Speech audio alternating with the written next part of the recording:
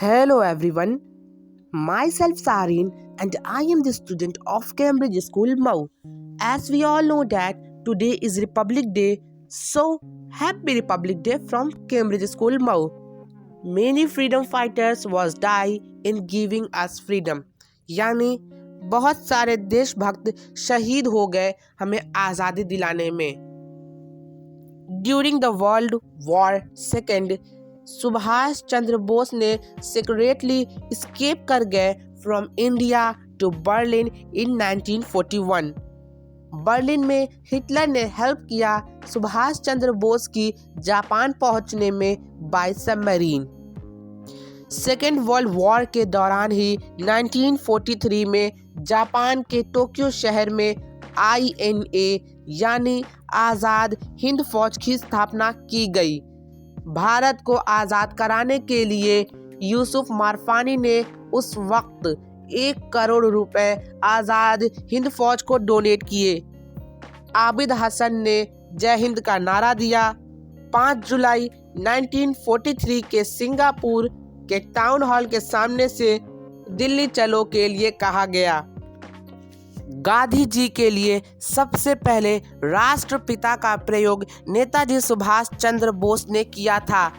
आज़ाद हिंद फौज के 4 ब्रिगेड रहे: महात्मा brigade, Abul Kalam brigade, Jawaharlal Nehru brigade और Netaji Subhash Chandra Bose brigade.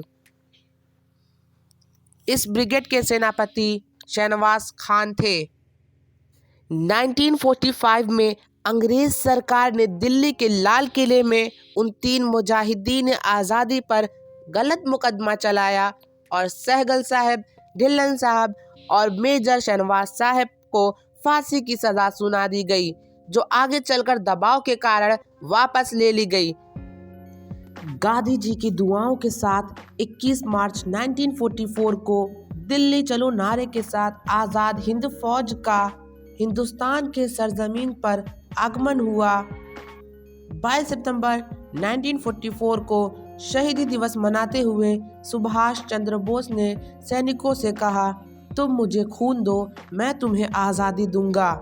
Give me blood and I will give you freedom. हमारे आज़ाद हिंदुस्तान में ब्रिटिश का झंडा यानी यूनियन जैक को उतारकर लाल किले पर तिरंगा लहराने वाले जनरल शहनवाज ही थे.